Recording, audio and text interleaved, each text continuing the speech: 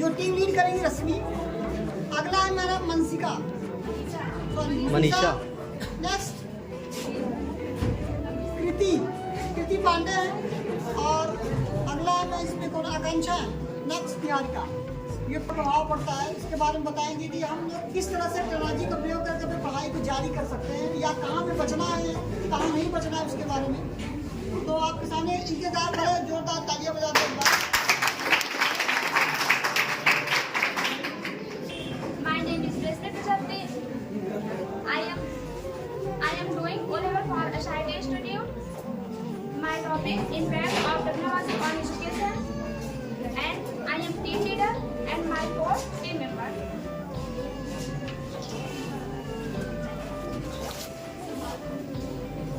Table of content.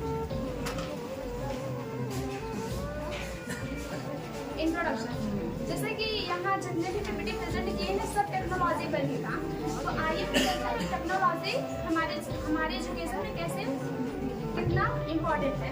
जैसे कि आप सब जानते हैं पहले के लोग ज़्यादा एजुकेट भी नहीं थे, ना टेक्नोलॉजी थी। पहले के लोग क्या करते थे कि एजुकेशन भी प्राप्त नहीं कर पाते थे। गुरुकुल में जाकर बहुत कम लोग ही एजुकेशन प्राप्त कर पाए। और जैसे कि हम आज जानते हैं और आप लोगों से परिचित भी हो गए, कोविड-19 महामारी ने दुनिया भर में शिक्षा प्रणाली को गहरे प्रभाव में डाला और इसने टेक्नोलॉजी को एक नया ही मोड़ दे दिया। और महामारी की वजह से हमारे स्कूल कॉलेज भी बंद करना पड़ा, और जिसकी वजह से शिक्षा संस्थानों ने एजुकेशन जैसे कि ऑनलाइन क्लासेस, वर्चुअल क्लासरूम और डिजिटल रिक्वायरमेंट में जल्द ही संपर्क करना पड़ा। महामारी ने हमें इतना ही नहीं मतलब कि यह सिखाया कि टेक्नोलॉजी हमारे जीवन में कितना इम्पोर्टेंट है।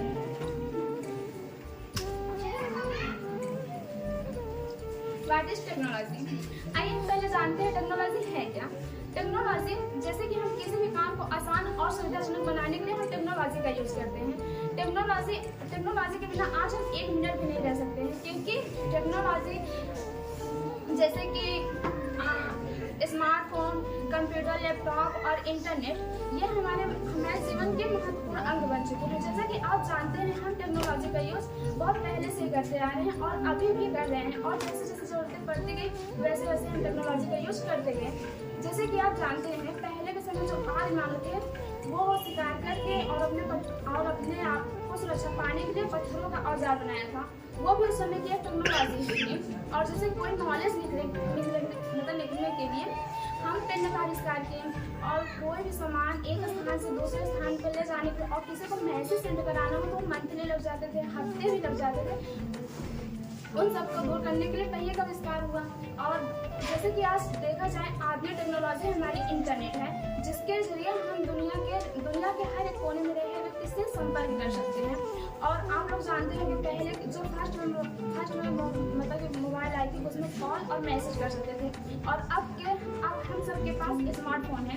हम स्मार्टफोन से दुनिया के हर एक व्यक्ति से संपर्क कर सकते हैं, अच्छी एजुकेशन भी प्राप्त कर सकते हैं, और यह हमारे जीवन में बहुत इम्पोर्टेंट है। अगली स्लाइड हमारी है व्हाट इज टेक्नोलॉजी, जो मनीषा प्रेजेंट करने वाली है।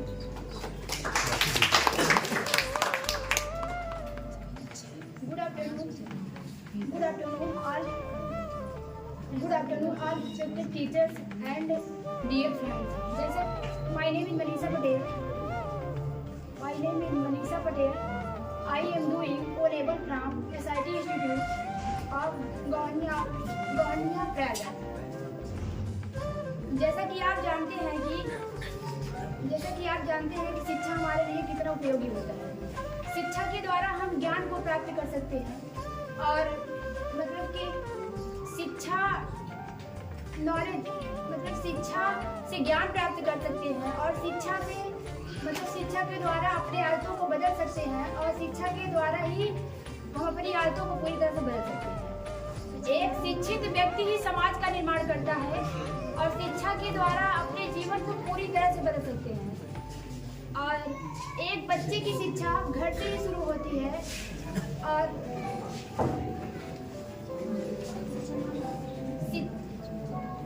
एक बच्चे की शिक्षा घर से शुरू होती है, और शिक्षा किसी व्यक्ति के पूरे जीवन को बदल सकता है। और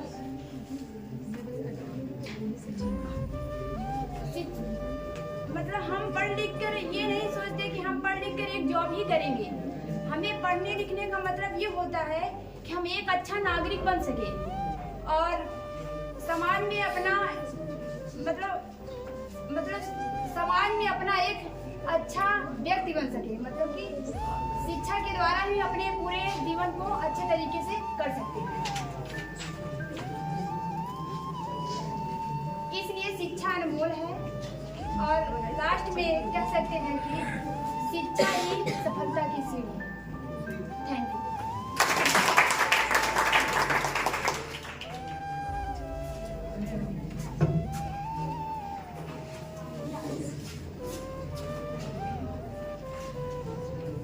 Good evening, everyone, and my all respected sir.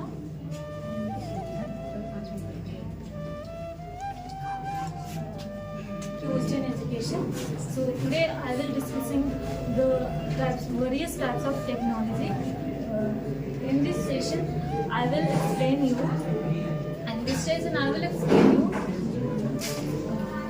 Technology क्या है और हमारे जीवन में कैसे इसका यूज है। सो फर्स्ट है स्मार्ट बोर्ड, सेकेंड है प्रोजेक्टर्स एंड थर्ड है टेलीविजन।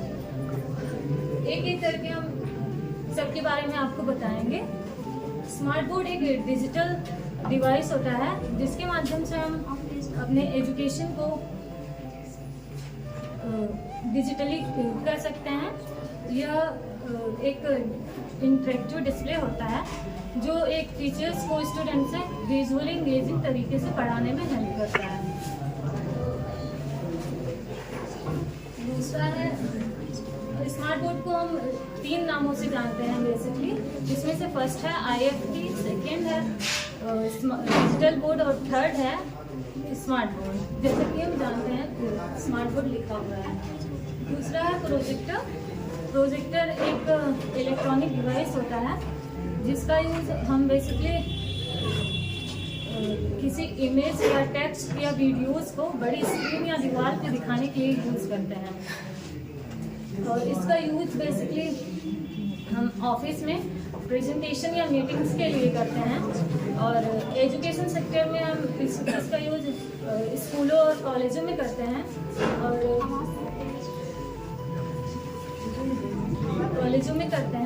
और थर्ड है इवेंट्स, जो कि इवेंट्स हम किसी सेमिनार्स या बड़े प्रोग्राम के लिए करते हैं। थर्ड है टेलीविज़न भी एक इलेक्ट्रॉनिक डिवाइस है जिसके माध्यम से हम किसी भी इंफॉर्मेशन को देख और सुन सकते हैं। इसका यूज बेसिकली इंफॉर्मेशन, एजुकेशन और इंटरटेनमेंट के लिए किया जाता है। और इसके भी कई टाइप्स हैं, जैसा कि पहला है CRT। जैसा कि आप जानते हैं पुराने समय में हम लोग एजुकेशन के लिए इंटरटेनमेंट के लिए CRT हुआ करती थी, जिसमें से एक पर्दे के पीछे से इसको दिखाया जाता था। ये एक बहुत भारी और बड़ी डिस्प्ले हुआ करती थी। इसके माध्यम से हम इंटरटेनमेंट की चीज़ों को देखते थे। और सेकेंड है LCD, जिसका यूज CRT के बाद आया। इसको हम लोग ये एक हल्का और पतला और बेहतर क्वालिटी का टेलीविज़न होता था। और थर्ड पे आया LED, जो कि LED का यूज़ हम लोग अभी प्रेजेंट टाइम में भी कर रहे हैं। और ये एक हाई क्वालिटी और हाई डिस्प्ले का TV होता है। इसका यूज़ हम लोग बेसिकली एंटरटेनमेंट और इंफॉर्मेशन के लिए ही करते हैं। फोर्थ में है स्मार्ट टीवी भी अभी लगभग 2007 के बाद से ही आया है, जो कि 2010 में बेसिकली ब्रॉड तरीके से इंडिया में विकसित हुआ है। और इसको बेसिकली हम लोग इंटरनेट और कंप्यूटर प्रोजेक्टर के द्वारा कनेक्ट करके चलाते हैं। और इसमें प्री इंस्टॉल्ड ऐप भी होते हैं जैसे कि हॉटस्टार, नेटफ्लिक्स और यूट्यूब, और इसमें हम गेमिंग वगैरह भी कर सकते हैं। Thank you. Good afternoon, everyone, and all our respected teachers. My name is Akansha Maurya. I am doing O level from SRT Institute. Today my topic is impact. First है positive impact and second है negative impact. पहले हम बात करते हैं positive impact क्या होता है। Positive impact जिसके अंतर्गत हमने 3 हेडिंग्स इंक्लूड किया है। पहला है रिसोर्स अवेलेबिलिटी, दूसरा है कन्वीनियंस है, एक्सेसिबिलिटी, और थर्ड है यूनिवर्सल एजुकेशन। आइए हम एक एक करके सबको देखते हैं। पहला है रिसोर्स अवेलेबिलिटी। टेक्नोलॉजी ने स्टूडेंट्स को कई सारे रिसोर्स प्रोवाइड किए हैं, जैसे online courses, digital library, interactive learning etcetera. इससे एजुकेशन की गुणवत्ता में सुधार हुआ है। एंड सेकेंड है कन्वीनियंस एंड एक्सेसिबिलिटी। इंटरनेट के माध्यम से स्टूडेंट्स को कई सारी सुविधाएं प्राप्त हुई हैं। ये विशेषकर उन छात्रों के लिए प्रॉफिटेबल होता है जो दूर दराज में रहते हैं या जिनका टेक्निकल एजुकेशन इंस्टीट्यूट तक पहुंच नहीं रखते हैं। एंड थर्ड है यूनिवर्सल एजुकेशन। यूनिवर्सल एजुकेशन आजकल यूनिवर्सल एजुकेशन के अंतर्गत स्टूडेंट्स जहाँ कहीं भी रहते हैं एजुकेशन को प्राप्त करते हैं, चाहे वो कहीं भी किसी भी कंट्री या एरिया से बिलोंग करते हो। एंड हम देखते हैं नेगेटिव इम्पैक्ट क्या होता है।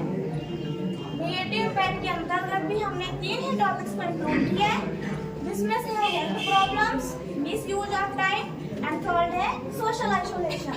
फर्स्ट है हेल्थ प्रॉब्लम्स। स्टूडेंट्स को टेक्नोलॉजी का उपयोग करने से उनके हेल्थ प्रॉब्लम्स में कई समस्याएं आ सकती हैं, जैसे eye pains, headache and body pain जैसी समस्या बन सकती हैं। दूसरा है मिसयूज ऑफ टाइम। टेक्नोलॉजी का स्टूडेंट्स का अत्यधिक उपयोग करने से उनके खेलकूद, physical movements and social life में प्रॉब्लम्स आ सकती हैं। तीसरा है सोशल आइसोलेशन। सोशल आइसोलेशन के अंतर्गत स्टूडेंट्स का एक दूसरे से मिलना और कन्वर्सेशन करना का अवसर घट सकता है, जिससे उनका सोशल डेवलपमेंट प्रभावित हो सकता है। Thank you. अगली स्लाइड हमारे निहारिका जी प्रेजेंट करेंगे। Good afternoon everyone. जैसे कि आप जानते हैं कि टेक्नोलॉजी क्या होती है, हमारे टीम मेंबर्स ने आपको पहले से ही बता दिया है। एंड मैं आपको बताना चाहूँगी कि एजुकेशन के फील्ड में टेक्नोलॉजी के क्या एडवांटेज है और क्या डिसएडवांटेज है। तो हमारा पहला टॉपिक होगा एडवांटेज, जिसमें हमने 3 टॉपिक है हमारे। एक इंटरैक्टिव लर्निंग है, एक ग्लोबल लर्निंग है और हमारा तीसरा support for special needs student है। तो हम पहले बात करेंगे इंटरैक्टिव लर्निंग के बारे में। इंटरैक्टिव लर्निंग वो होता है जैसे कि इंटरैक्ट करता है। एजुकेशन में इंटरैक्टिव लर्निंग का मतलब वो होता है जैसे कि हम क्या कहते हैं, अगर हम क्या कहते हैं एजुकेशन में स्पोर्ट्स का गेम का और गेमिंग्स का उपयोग करके बच्चों को समझाने की कोशिश करेंगे तो उनको ज़्यादा समझ आएगा। जैसे अगर आप बचपन में देखे होंगे जिस चैप्टर्स में चित्र वगैरह बने होते हैं उन्हें क्या कहते हैं बच्चे पढ़ने में ज़्यादा इंटरेस्ट रखते हैं कि नहीं रखते हैं ना। तो वैसे ही ये इंटरेक्टिव लर्निंग जो है ये कौन बना रहा है, टेक्नोलॉजी। उस कागज पे जिस कागज को हम इंटरेक्टिव मान रहे हैं वो किसके कारण आया, टेक्नोलॉजी की वजह से आया। वो चित्र किसकी वजह से आया, टेक्नोलॉजी की मदद से आया। तो वो क्या होगी टेक्नोलॉजी। तो टेक्नोलॉजी की मदद से हम काफी अच्छे से एजुकेशन को पावरफुली बना सकते हैं। हमारा तीसरा है ग्लोबल लर्निंग। ग्लोबल लर्निंग का मतलब होता है वैश्विक शिक्षा। तो वैश्विक शिक्षा वो होती है जैसे कि अगर हम देश विदेश की जानकारी प्राप्त करना चाहते हैं, जो इंटरेस्टेड हैं उसमें जाने के लिए, अलग अलग लैंग्वेज को जानने में इंटरेस्ट रखते हैं, तो वो ग्लोबल लर्निंग की मदद से कर सकते हैं, टेक्नोलॉजी की मदद से। और हमारा तीसरा टॉपिक है support for special needs student. इसमें वो छात्र आते हैं जो आईएलटीएस होते हैं। आईएलटीएस का मतलब होता है ब्लाइंडलेस। तो उनके लिए एक टेक्नोलॉजी के जरिए उनके लिए ब्रेड बनाया गया है, जिसके जरिए वो पढ़ाई को अपना कंटिन्यू कर सकते हैं। और हमारा अगला है डिसएडवांटेज। डिसएडवांटेज में हमने 4 टॉपिक्स है, उसमें technology and dependence, impact of physical health, और तीसरा डिजिटल डिवाइड, और चौथा है डिस्ट्रैक्शन। टेक्नोलॉजी डिपेंडेंस, अगर हम टेक्नोलॉजी का यूज शिक्षा के क्षेत्र में अधिक मात्रा में करेंगे तो स्टूडेंट की सोचने और समझने की शक्ति कम हो जाती है। जैसे कि अगर हम देखें पहले के लोगों में जो हमारे ग्रैंडफादर लोग होते हैं, अगर उनसे अगर हम जोड़ घटाना करवाएं तो मुंह से बहुत अच्छे से कर लेते हैं, आपको बता देंगे। अगर आप लोग से पूछा जाए तो वो आप लोग उतनी स्पीड में नहीं दे पाओगे आंसर। क्यों? क्योंकि उस समय टेक्नोलॉजी थी लेकिन उनके लिए कम थी। सबके पास स्मार्टफोन वगैरह नहीं होते थे और आपके सबके पास स्मार्टफोन होते हैं, वो यूज कर लेते हैं। अगर आपको कुछ जोड़ने की आवश्यकता पड़ती है तो आप तुरंत ही स्मार्टफोन अपने फोन का यूज करते हैं जोड़ने के लिए ना। तो इस वजह से हमारी टेक्नोलॉजी की वजह से हमारे सोचने और समझने की शक्ति कम हो जाती है। हमारा थर्ड है impact on physical health. Technology हमारे फिजिकल हेल्थ पे किस तरीके से प्रभावित करती है वो हम बताएंगे आपको।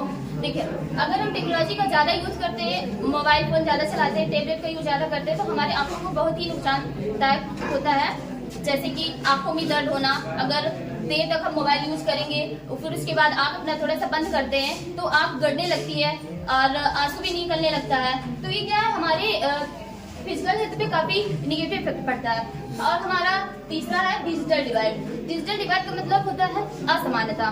टेक्नोलॉजी की वजह से किस प्रकार से स्टूडेंट के बीच में असमानता आती है वो हम देखेंगे।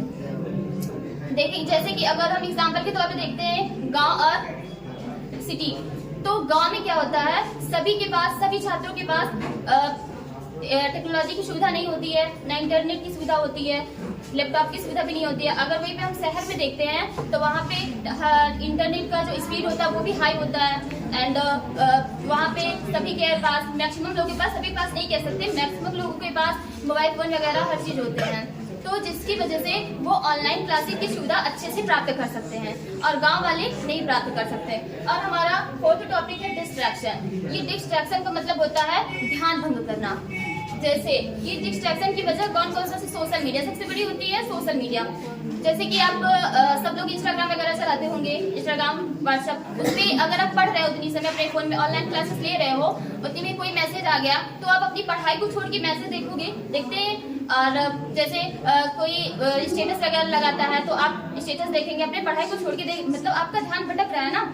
और इसमें क्या एक और टेक्नोलॉजी का सबसे बड़ा डिसएडवांटेज है कि टेक्नोलॉजी जो होती है वो हमारे स्टूडेंट के फेस को रीड नहीं कर सकती है। फेस को स्टूडेंट के रीड नहीं कर सकती है। जो एक रियल टीचर होता है वही स्टूडेंट के फेस को रीड कर सकता है, उसे बता सकता है कि उस स्टूडेंट को समझ में आया कि नहीं समझ में आया, लेकिन टेक्नोलॉजी हमें ये नहीं बता सकती। Thank you.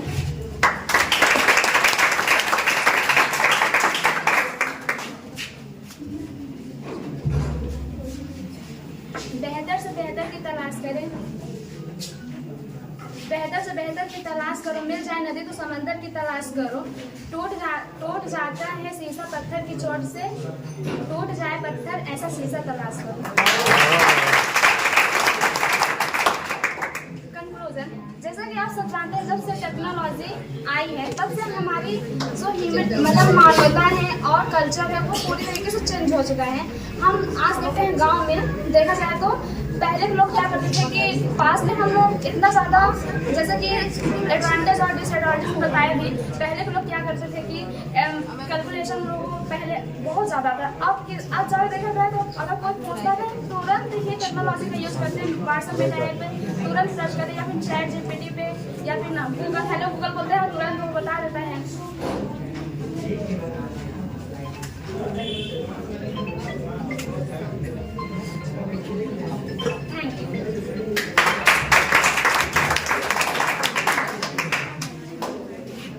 आपसे एक क्वेश्चन है, what is the difference between the technology and revolution, क्रांति, यू नो? होती है कि मतलब हम कोई भी वर्क कर रहे हैं तो कितना लगन के साथ कर सकते हैं। कहते हैं कि यूपीआई जब से आया है एक नई क्रांति है, आसान नहीं बनाएगा ये काम? यस सर, आसान तो बना रहे हैं लेकिन फिर भी हम लोग इफेक्टिव तो कर ही रहा है ना, मतलब कि टेक्नोलॉजी। चलो सही था। सीआरटी क्या होता है? जिसका फुल फॉर्म होता है कैथोड रे ट्यूब। ये पुराने ज़माने में एक टेक्नोलॉजी होती थी, जैसा मैंने बताया था, आपने शायद ध्यान से सुना नहीं। टेक्नोलॉजी होती है एंटरटेनमेंट के लिए बेसिकली। आपको ध्यान से सुनना चाहिए था। ये एंटरटेनमेंट के लिए यूज किया जाता था। पुराने समय में जब टीवी वगैरह एलईडी वगैरह या एलसीडी वगैरह नहीं होती थी, जैसे स्मार्ट टीवी नहीं होता था, तब इसमें लोग एक जगह बैठ के और इसे दीवार पे रिलैक्स करते किसी मूवी महाभारत या रामायण वगैरह को देखते थे। Anybody else? Thank you.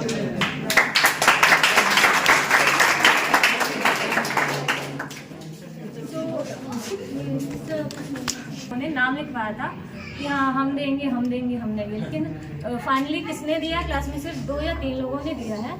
और उसके लिए मैं कुछ लाइन कहना चाहती हूँ, छोटा सा है कि सॉरी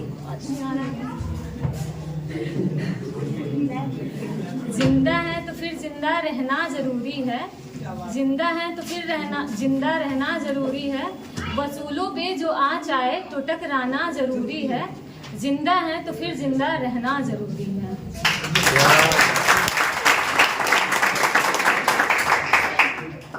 तो जिंदा रहना जरूरी है, वसूलों पे आ जाए तो टकराना जरूरी है। तो शायद इनका कहने का मतलब ये था कि जो लोग पार्टिसिपेट किया वो जिंदा नहीं है, सभी तो वसूलों पे ही है ना। तो मैं चाहता हूँ कि आप उस कैटेगरी में आए, कि आप भी उसी कैटेगरी में आएंगे। जिंदा मिली का सबूत देकर नहीं देंगे,